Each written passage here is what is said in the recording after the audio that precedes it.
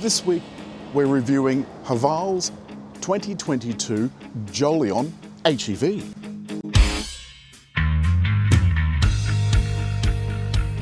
It's got a reasonably clever interior. It's a nice looking car on the outside. LED headlights and all of that sort of stuff. Under the bonnet, a 1.5 litre engine and a hybrid system. And it works as either a series hybrid or whatever. And the system output of 139 kilowatts is more than enough to get it moving reasonably swiftly, though, let's face it, it's no sports car, but of course, it's a $41,000 SUV. It's not meant to be a sports car. The cabin is incredibly quiet, that's the first thing. And the ride, it's reasonably good. The infotainment system is huge. I've got a heads-up display and a digital dash. I mean, you don't get that in some $60,000 cars. The instrumentation is easy to use. The menu systems are relatively simple, things where you expect them to be. And of course, overhead glass sunroof. Indicators, of course, on the wrong side, which is a bit of a bummer. But I do like the heads-up display showing just the amount of information that I need, no more, no less. Seat, fairly comfortable. Adjustable with electric buttons on the side, which we also like, don't we? Yes.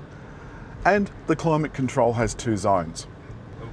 I have to say that the trim in parts, now that I'm looking at it in the sunlight, looks a bit cheap. Like the stuff that's on the top of the dash is very thin vinyl, and I do wonder how that's going to fare after, let's say, 4 or 5 years of Australian suns. The surfaces are hard. The door tops are hard, the top of the dash is hard. But then I guess, as I said, for $41,000, what can you expect? I mean, it's not an Audi. The center console is nice and neatly laid out. The dial for the gears, fairly easy to use, though I'm more of a gear lever person, even if it's just a little stubby one. Then we get on to how the car performs in corners. You certainly feel the height, that is for sure. And you can feel it trying to drag itself off the center. But city traffic is where this car is going to spend most of its time. Like most SUVs, it's going to get used for school runs and doing shopping and all of that sort of stuff. Now, at the moment, I've just gone from EV mode into, no, I'm back in EV mode again. So it'll go for quite a long way on the recovered energy that it's gotten from braking and so forth, but also the engine charges the battery. So in summary, this is what the car's going to be used for. And at that, it is very good. There's no feeling in the steering. I don't care. The idea of electric power steering with feeling is a complete nonsense. There's no such thing. Everything else feels like $41,000 worth. I find it really difficult to find a problem with the Jolion hybrid. So a few things. Let's start with the things inside the car that I think are notable. There's a USB up here to plug this in if I want my Navman dash cam. If I want, I've chosen to plug it in at the 12 volt, which is down here in this little hidden compartment under the center console. But the smartest feature of this car, by far, is its automated parking. So I'm going to pull this down. Auto parking. Wants me to drive.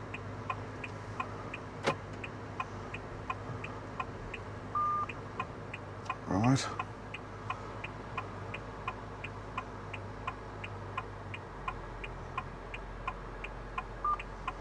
Okay. Now this is hairy, because this is supposed to be fully automated parking, and I've got to tell you, you can see it's parking between these 2 posts. And this always gives me the heebie-jeebies. Oh my God. So I did a few practice runs at this, and it's terrifying. Because it doesn't feel like it's going to stop. Oh, that's pretty successful. It's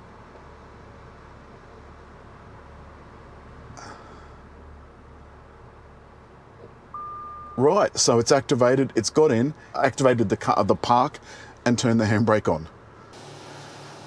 And you can see that's pretty spot on. I mean, it's further over one side than the other, but without any car in the back, it's gone almost exactly to the back spot. I don't know how it knew where to stop, but it did. While we're here, have a look at the back. Very, very nice indeed. I think that looks very smart. Now, you don't get that feature in some $100,000 cars. So we're talking about both the H6 hybrid and the Jolion hybrid. The Jolion is a shade under 41,000, and this, the H6, is a shade under 45,000. Drive away, no more to pay. Again, this claims to be segment leading in some parts, but I put it to you, it's segment leading, period. Not because of what it's got, not because of what either of them have, but rather because for the price, where are you going to get a large, albeit two-wheel drive SUV? You can see I've got my phone on the wireless charger, but I want to use CarPlay. So I'm going to plug it in and put it back on the tray. And now the CarPlay symbol has come up. So it's not wireless. I mean, that's not ideal, but nonetheless, I think that's still pretty good. So Great Wall Motors, GWM. Haval is one of their brands, and they've been going for a little while now. Now, in the early days, the cars were, what's the word?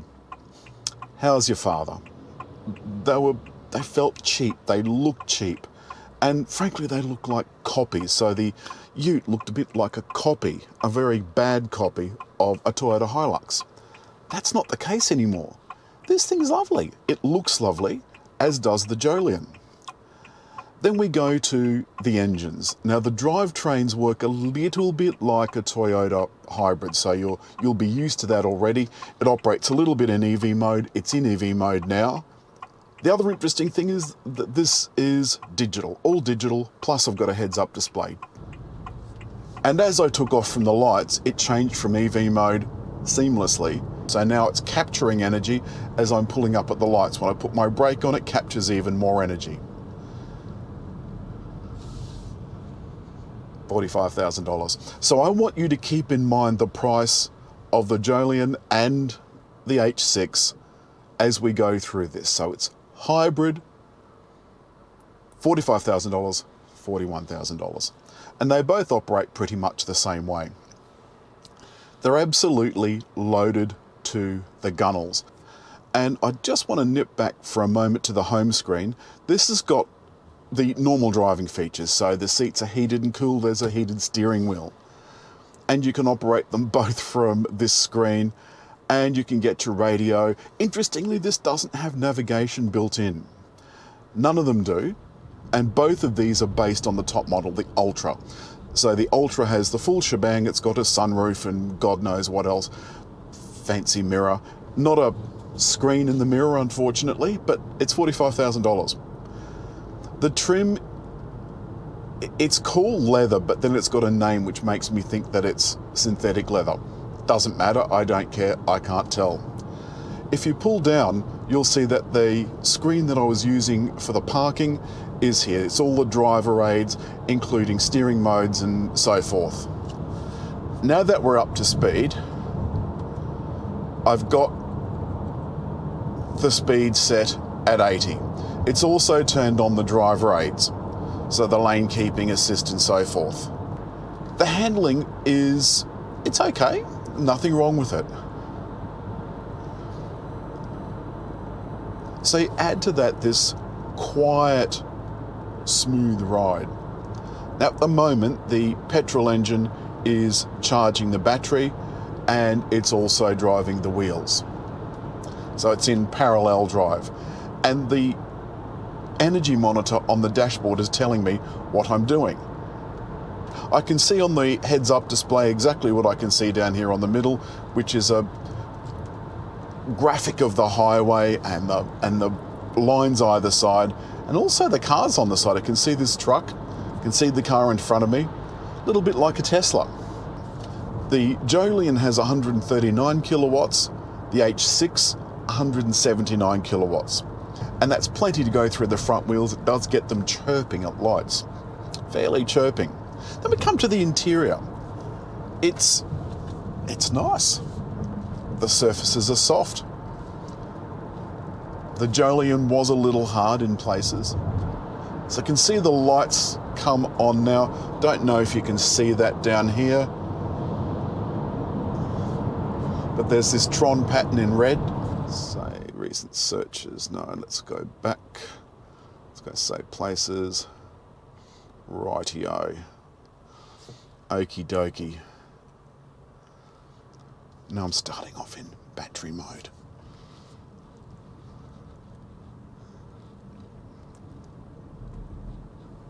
The river's quite high. This is going straight out into the bay. It's very high. Still on battery, and it'll stay on battery until it needs the boost, that 179 kilowatt boost. Now I'm in parallel drive. It's cut in to give me that little power to go up the hill.